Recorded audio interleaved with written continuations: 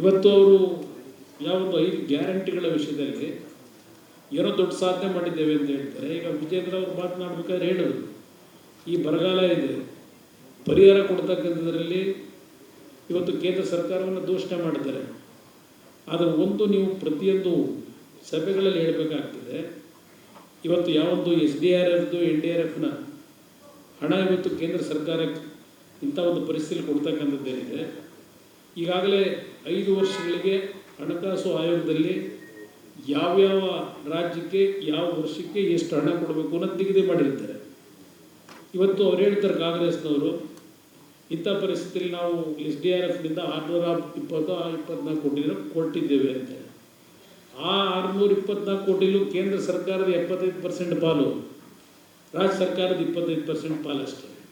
ಇವರು 624 ಕೋಟಿ ಏನು ಹೇಳ್ತಾರೆ, ಇವರ ಪಬ್ಲಿಸಿಟಿ ಇದೆಯಲ್ಲ, ಪ್ರತಿನಿತ್ಯ ನುಡಿದಂತೆ ನಡೆದಿದ್ದೇವೆ ಅಂತೇಳಿ ದಿನ ಪುಟಗಟ್ಟಲೆ ಜಾಹೀರಾತು ಕೊಡ್ತಾ ಇರತಕ್ಕಂಥದ್ದು ನೋಡ್ತಾ ಇದ್ದೇವೆ.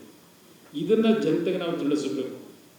ಇವತ್ತು ಇವರು ಯಾವ ಹಣದಲ್ಲಿ ಈ ರೀತಿಯ ಕಾರ್ಯಕ್ರಮ ಕೊಡ್ತಾ ಇದ್ದಾರೆ ನಾವು ಯೋಚನೆ ಮಾಡಿದಾಗ, ರಾಜ್ಯದ ತೆರಿಗೆ ಹಣ ದುರ್ಬಳಕೆ ಯಾವ ರೀತಿ ಮಾಡ್ತಾ ಇದ್ದಾರೆ. ರೈತನಿಗೆ ಬರಗಾಲಕ್ಕೆ ಪರಿಹಾರ ಕೊಡಲಿಕ್ಕೆ ಬೆಳೆ ನಷ್ಟಕ್ಕೆ 2,000 ರೂಪಾಯಿ ಕೊಡ್ತಾರೆ, ಘೋಷಣೆ ಮಾಡಿರ್ತಕ್ಕಂಥ ಕೊಟ್ಟಿದ್ದೇವೆ ಅಂತ. ಅದೇ ಪಬ್ಲಿಸಿಟಿಗೆ ಇವರು ಕೊಟ್ಟಿರ್ತಕ್ಕಂಥ ಇವ್ರ ಮುಖಪುಟದಲ್ಲಿ ಇವರು ಫೋಟೋ ಹಾಕೊಂಡು ನುಡಿದಂತೆ ನಡೆದಿದ್ದೇವೆ ಅನ್ನೋದಕ್ಕೆ ಮೊನ್ನೆ ಸಪ್ಲಿಮೆಂಟ್ರಿ ಬಜೆಟ್ನಲ್ಲಿ ಸುಮಾರು 200 ಕೋಟಿ ಅಡಿಷನಲ್ ಆಗಿ ದುಡ್ಡನ್ನು ಸದನದ ಒಪ್ಪಿಗೆ ಪಡ್ಕೊಂಡಿದ್ದಾರೆ, ಬರೀ ಜಾಹೀರಾತು ಕೊಡಲಿಕ್ಕೆ. ಇದು ಈ ಸರ್ಕಾರದ ಸಾಧನೆ. ಸರ್ಕಾರದ ದುಡ್ಡು, ತೆರಿಗೆ ಹಣ ಯಾವ ರೀತಿ ಪೋಲ್ ಆಗ್ತಿದೆ ಅಂತಕ್ಕಂಥದ್ದು. ಅದರಿಂದ ಈ ಕೆಲವು ವಿಷಯಗಳನ್ನು ಜನತೆಗೆ ಮನಮುಟ್ಟತಕ್ಕಂಥ ರೀತಿಯಲ್ಲಿ ಹೇಳಬೇಕಾಗ್ತದೆ. ಇವರು ಯಾವ್ಯಾವ ಸಂದರ್ಭದಲ್ಲಿ ಯಾವ್ಯಾವ ರೀತಿ ಘೋಷಣೆ ಮಾಡಿದ್ರು. ಹಿಂದೆ 2013ರಲ್ಲಿ ಕಾಂಗ್ರೆಸ್ ನಡಿಗೆ ಕೃಷ್ಣ ಕಡೆಗೆ ಎಂದು 5 ವರ್ಷ ನಿರಂತರವಾಗಿ ಸಿದ್ದರಾಮಯ್ಯನವರು ಸರ್ಕಾರ ಮಾಡಿ ಎಷ್ಟರ ಪಟ್ಟಿಗೆ ಉತ್ತರ ಕರ್ನಾಟಕದ ನೀರಾವರಿ ಯೋಜನೆಗಳಿಗೆ ಅವರಿಂದ ಯೋಜನೆಗಳು ಅನುಷ್ಠಾನಕ್ಕೆ ಬಂದಿದ್ದಾವೆ. ತಮ್ಮ ಕಣ್ಣು ಮುಂದೆ ಉತ್ತರ ಕರ್ನಾಟಕದ ನಮ್ಮ ಸ್ನೇಹಿತರು ನಾನು ಹೇಳಲಿಕ್ಕೆ ಬಯಸ್ತೀನಿ. ನಂತರ ಈಗ ನಮ್ಮ ಹಕ್ಕು, ನಮ್ಮ ತೆರಿಗೆ, ನಮ್ಮ ತೆಗೆ ಹಕ್ಕು ಅಂತ ಹೇಳ್ತಾರೆ. ಇದು ಇವತ್ತು ಮೊನ್ನೆ ನರೇಂದ್ರ ಮೋದಿಯವರು ಪ್ರಧಾನಮಂತ್ರಿಗಳಾಗಿ, ನಿರ್ಮಲಾ ಸೀತಾರಾಮನ್ ಅವರು ಆರ್ಥಿಕ ಸಚಿವರಾಗಿ ಅವರು ಹೊಸದಾಗಿ ರಚನೆ ಮಾಡಿರ್ತಕ್ಕಂಥ ಈ ಒಂದು ಕಾರ್ಯಕ್ರಮಗಳಲ್ಲ. ಇದು ಕೇಂದ್ರ ಸರ್ಕಾರಕ್ಕೆ ಸ್ವಾತಂತ್ರ್ಯ ಬಂದ ನಂತರದಿಂದ ಯಾವುದು ಹಣಕಾಸು ಆಯೋಗಗಳ ರಚನೆ ಆಗಿದೆ, ಅವರು ಕೆಲವು ಪ್ಯಾರಾಮೀಟರ್ ಕೊಡ್ತಕ್ಕಂಥದ್ದು. ಇದೆಲ್ಲವನ್ನು ಜನಗಳಿಗೆ ಸುಳ್ಳು ಹೇಳಿ ಪ್ರತಿನಿತ್ಯ ಕನ್ನಡಿಗರಿಗೆ ಅನ್ಯಾಯ ಹೇಳುತ್ತಾರೆ. ದಿನೇ ದಿನ ನಮ್ಮ ಬೆಂಗಳೂರು ಗ್ರಾಮಾಂತರದ ಒಂದು ನಾಮಪತ್ರ ಸಲ್ಲಿಕೆಯಲ್ಲಿ ಪಾಪ ಅವ್ರು ಕಾಂಗ್ರೆಸ್ ಬಾಟ ಬಿಟ್ಟುಬಿಟ್ರು. ಈಗ ಅವರಿಗೆ ಅದಂಥದ್ದು ಕನ್ನಡ ಬಾವುಟ ಇಟ್ಕೊಂಡು ತಲೆಗೆಲ್ಲ ರುಮಾಲು ಕಟ್ಕೊಂಡು ಕನ್ನಡ ರುಮಾಲನ್ನ ನೆನ್ನೆ ಓದಂಥದ್ದು ನೋಡಿದ್ದೀರಿ. ಈಗ ಮೇಕೆದಾಟು ವಿಷಯದಲ್ಲಿ ನಮ್ಮ ನೀರು ನಮ್ಮ ಹಕ್ಕು ಅಂದರು, ಪಾದಯಾತ್ರೆ ಮಾಡಿದ್ರು. ಅವತ್ತು ದೇವೇಗೌಡರು ಬರಲಿಲ್ಲ ಅಂತ ಈಗ ಹೇಳ್ತಾರೆ. ಈಗ ದೇವೇಗೌಡರು ಮೇಕೆದಾಟು ಬಗ್ಗೆ ಮಾತನಾಡ್ತಾರೆ ಹೇಳ್ತಾರೆ. ದೇವೇಗೌಡರು ಯಾಕೆ ಹೇಳಿದ್ದಾರೆ?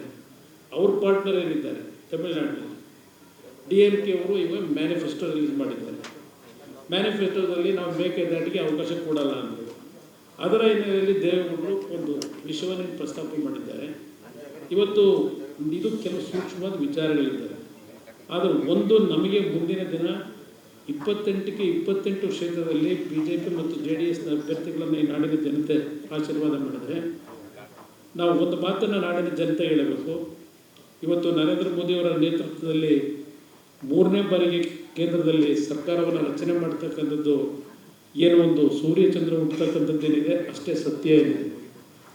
ನಾವು 28 ಜನ ಲೋಕಸಭಾ ಸದಸ್ಯರನ್ನ ಈ ಬಾರಿ ನೀವು ಆಯ್ಕೆ ಮಾಡಿ ಕಳಿಸಿ, ನಮ್ಮ ಉತ್ತರ ಕರ್ನಾಟಕದ ನೀರಾವರಿ ಯೋಜನೆಗಳಿರ್ಬೋದು, ರಾಜ್ಯದ ಅಭಿವೃದ್ಧಿ ಇರ್ಬೋದು, ಇದು ಎಲ್ಲದಕ್ಕೂ ನಾವು 28 ಲೋಕಸಭಾ ಸದಸ್ಯರು ಪ್ರಧಾನಮಂತ್ರಿಗಳ ಮನಸ್ಸನ್ನು ಇವತ್ತು ನಾವು ಗೆದ್ದು ಈ ಕಾರ್ಯಕ್ರಮವನ್ನು ನಾಡಿನ ಜನತೆಗೆ ನೀಡತಕ್ಕಂಥದ್ರಲ್ಲಿ ಪ್ರಾಮಾಣಿಕವಾಗಿ ಈ ನಾಡಿನ ಅಭಿವೃದ್ಧಿಗೆ ದುಡಿತೀವಿ ಅಂತಕ್ಕಂಥ ಒಂದು ಸಂದೇಶ ಎರಡೂ ಪಕ್ಷಗಳ ನಾಯಕರುಗಳು ಈ ರಾಜ್ಯದಲ್ಲಿ ಇವತ್ತು ಚುನಾವಣೆಯ ಒಂದು ವಿಷಯವನ್ನು ಪ್ರಸ್ತಾಪ ಮಾಡ್ತಕ್ಕಂಥ ಸೂಕ್ತ. ಆ ನಿಟ್ಟಿನಲ್ಲಿ ಇವತ್ತೇನು ಸಭೆ ಕರೆದಿದ್ದೇವೆ, ಎರಡೂ ಪಕ್ಷಗಳಲ್ಲೂ ನಮ್ಮ ಪಕ್ಷದ ಚಿಹ್ನೆಗಳಿರ್ಬೋದು ಮತ್ತು ಎರಡೂ ಪಕ್ಷಗಳ ಸಮನ್ವಯವನ್ನು ಬೂತ್ ಮಟ್ಟದಿಂದ ಇವತ್ತು ನಾವು ಅಳವಡಿಸ್ಕೊಳ್ತಕ್ಕಂಥದ್ರ ಮುಖಾಂತರ ತಾಲೂಕು ಘಟ್ಟಗಳಿರ್ಬೋದು ಮತ್ತು ನಮ್ಮ ಜಿಲ್ಲಾ ಘಟಕಗಳಿರ್ಬೋದು, ಇದೆಲ್ಲ ಮುಖಂಡರುಗಳಲ್ಲಿ ನಾನು ಮನವಿ ಮಾಡ್ತಾರೆ. ಇಲ್ಲಿ ಬಂದಿರತಕ್ಕಂಥ ಎಲ್ಲ ಮುಖಂಡರಿಗೆ ಪರಸ್ಪರ ಒಂದು ಸಹೋದರ ಮನೋಭಾವದಲ್ಲಿ ಯಾವುದೇ ರೀತಿಯ ಸಂಶಯಕ್ಕೆ ಒಳಗಾಗಲ್ಲ. ಇವತ್ತು ಈ ಮೈತ್ರಿ ಇವತ್ತು ಹೊಂದಾಣಿಕೆ ಏನಿದೆ ಇದು ಭದ್ರವಾಗಿ ಇವತ್ತು ಈ ಚುನಾವಣೆಯಲ್ಲಿ ಒಂದು ಬುನಾದಿಯನ್ನು ಹಾಕಿದ್ರೆ ಮುಂದಿನ ದಿನಗಳಲ್ಲಿ ರಾಜ್ಯದಲ್ಲಿ ಕಾಂಗ್ರೆಸ್ಸು ಸಂಪೂರ್ಣವಾಗಿ ರಾಜ್ಯದಿಂದ ಮರೆಯಾಗತಕ್ಕಂಥ ದಿನ ದೂರ ಇದೆ.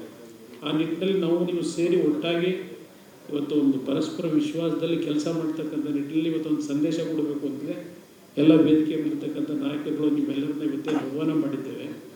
ದಯವಿಟ್ಟು ಈ ಮೈತ್ರಿಗೆ ನಿಜಕ್ಕೂ ಒಂದು ನಿಜವಾದಂಥ ಅರ್ಥ ದೇಶಕ್ಕೆ ಸಂದೇಶ ಕೊಡಲಿಕ್ಕೆ ಇವತ್ತು ರಾಜ್ಯದಲ್ಲಿ ನಮ್ಮ ಬಗ್ಗೆ ಪೂರಕವಾಗಿ ಮಾತನಾಡಿದ್ದಾರೆ.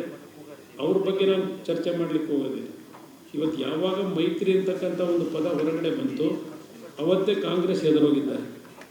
ಅವರಿಗೆ ಗೊತ್ತಿದೆ 3-4 ಸೀಟ್ ನಾವು ಗೆಲ್ಲೋದು ಕಷ್ಟ ಅಂತೇಳಿ. ಆ ಒಂದು ನಿಟ್ಟಿನಲ್ಲಿ ಇವತ್ತೇನು ಮೈತ್ರಿಯ ಬಗ್ಗೆ ಅವರಿಗೆ ನಡುಕ ಹುಟ್ಟಿದೆ, ಅದು ಕಾರ್ಯರೂಪಕ್ಕೆ ಬರಬೇಕಾದ್ರೆ ನಮ್ಮಲ್ಲಿ ಒಂದು ಇರ್ತಕ್ಕಂಥ ಒಂದು ಹೊಂದಾಣಿಕೆ, ಒಂದು ವಿಶ್ವಾಸ, ಅದರಲ್ಲಿ ಕಿಂಚಿತ್ತು ಕುಂದು ಬರೋದೇ ಇರ್ತಕ್ಕಂಥ ರೀತಿಯಲ್ಲಿ ನಾವು ಒಟ್ಟಾಗಿ ಸೇರಿ ಕೆಲಸ ಮಾಡಿ 28ಕ್ಕೆ 28 ಕ್ಷೇತ್ರಗಳನ್ನು ಗೆಲ್ತಕ್ಕಂಥ ನಿಟ್ಟಿನಲ್ಲಿ ಎಲ್ಲ ರೀತಿಯಲ್ಲಿ ಒಂದು ಸಂಘಟನೆಯಲ್ಲಿ ಮಾಡೋಣ.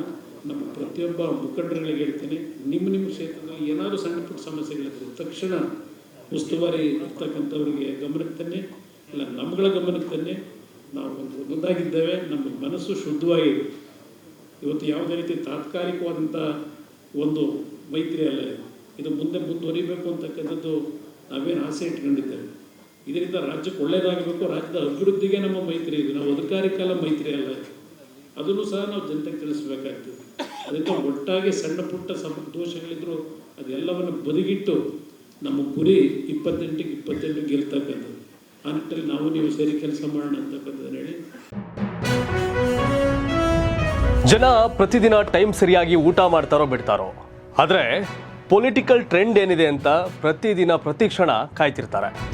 ಕರ್ನಾಟಕದ ಆಕಾರದಲ್ಲಿ ಯಾವ ಅಭ್ಯರ್ಥಿ ಅಬ್ಬರಿಸಿದ್ರು ಮತ್ಯಾವ ಅಭ್ಯರ್ಥಿ ತತ್ತರಿಸಿದ್ರು ಅಂತ ನೋಡೋಕೆ ಕಾತರದಿಂದ ಕಾಯ್ತಿರ್ತಾರೆ. 28 ಕ್ಷೇತ್ರಗಳ ಪ್ರತಿದಿನದ ಪಬ್ಲಿಕ್ ಪಲ್ಸ್ ಏನು, ಪ್ರಚಾರದಲ್ಲಿ ಯಾರ ಮುಂದೆ ಯಾರ ಹಿಂದೆ ಎಲ್ಲ ಮಾಹಿತಿಯನ್ನು ನಾವು ಕೊಡ್ತೇವೆ. ಕರ್ನಾಟಕ ಕುರುಕ್ಷೇತ್ರ 28 ಕ್ಷೇತ್ರಗಳ ಡೈಲಿ ನ್ಯೂಸ್ ಪ್ರತಿದಿನ ರಾತ್ರಿ 8 ಗಂಟೆಗೆ ಯೂಟ್ಯೂಬ್ನಲ್ಲಿ ಕರ್ನಾಟಕ ಟಿವಿ ಅಂತ ಸರ್ಚ್ ಮಾಡಿ, ನಂತರ ನಮ್ಮ ಕರ್ನಾಟಕ ಟಿವಿ ಸಬ್ಸ್ಕ್ರೈಬ್ ಮಾಡಿ. ಸಬ್ಸ್ಕ್ರೈಬ್ ಆದಮೇಲೆ ನಿಮಗೆ ಹೋಮ್ ಪೇಜ್ ಬಂದರೆ ಕಮ್ಯುನಿಟಿ ಅನ್ನೋ ಆಪ್ಷನ್ ಸಿಗುತ್ತೆ. ಈ ಕಮ್ಯುನಿಟಿ ಆಪ್ಷನ್ ಕ್ಲಿಕ್ ಮಾಡಿದ್ರೆ ನಿಮ್ಮ ಕೆಳಗಡೆ 28 ಲೋಕಸಭಾ ಕ್ಷೇತ್ರಗಳ ಒಂದು ಪೋಲ್ ಕ್ರಿಯೇಟ್ ಮಾಡಲಾಗಿದೆ. ನೀವು ಹೋಗಿ 28 ಕ್ಷೇತ್ರಗಳಲ್ಲಿ ಯಾರು ಗೆಲ್ತಾರೆ, ಯಾರು ಗೆಲ್ಲಬೇಕು, ನಿಮ್ಮ ಸಪೋರ್ಟ್ ಯಾರಿಗೆ ಅಂತ ಅಲ್ಲಿ ನೀವು ಕ್ಲಿಕ್ ಮಾಡ್ಬೋದು, ಅಂದರೆ ವೋಟ್ ಮಾಡ್ಬೋದು. ಇಲ್ಲೇನು ವೋಟಿಂಗ್ ಆಗುತ್ತೆ ನಾವು ಪ್ರತಿದಿನ ನಾವು ನ್ಯೂಸಲ್ಲಿ ನಿಮಗೆ ಅಪ್ಡೇಟ್ ಮಾಡ್ತಿರ್ತೀವಿ. ಇದು ಮತದಾನದ ದಿನದವರೆಗೂ ಕೂಡ ಈ ಪೋಲಿಂಗ್ ಓಪನ್ ಇರುತ್ತೆ.